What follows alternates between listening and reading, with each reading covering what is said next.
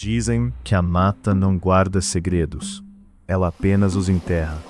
Mas em Colares, nos anos 70, o segredo desceu do céu. Não eram apenas luzes, era algo que observava de volta. Kossumi, aos 18 anos, não viveu o medo dos militares, mas herdou o peso de um relato proibido. Ele me contou que naquela época, não era o escuro da floresta que causava calafrios, era o azul. Um azul tão intenso que não machucava a vista, mas queimava a alma. Kossumi ouviu do avô, que viu o capitão Irangê de Holanda passar pela região.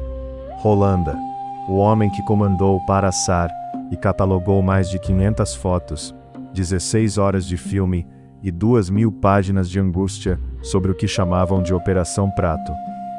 Kossumi me disse uma coisa que nunca saiu da minha cabeça. O medo não era de morrer, era de ser escolhido. Ele descreveu um objeto de 100 metros, uma bola de futebol americano pairando sobre o rio, e dentro, algo que ele chamou de criatura. Ele quebrou o silêncio 20 anos depois, em 1997.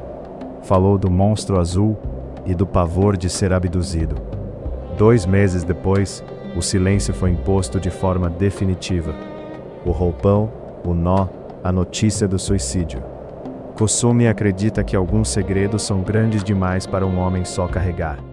Kossumi questiona até hoje: por que liberar tanto material oficial se a verdade mais sombria ainda está trancada no que não foi dito? A Operação Prato não foi apenas sobre OVNIs.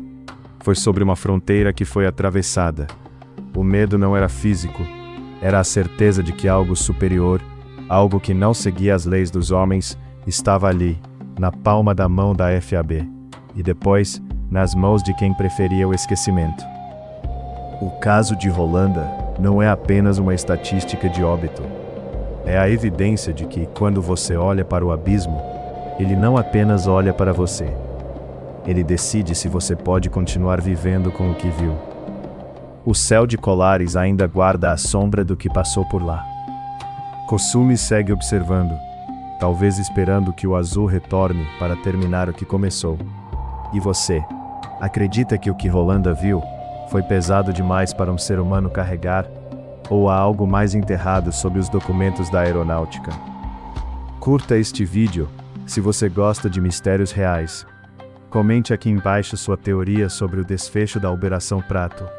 Compartilhe com aquele amigo que não dorme sem uma boa história de suspense. E siga a gente, para não perder os próximos capítulos dessa investigação.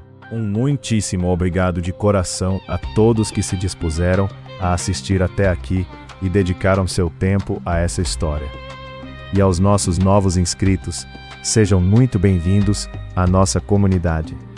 O mistério só existe porque estamos aqui para questionar.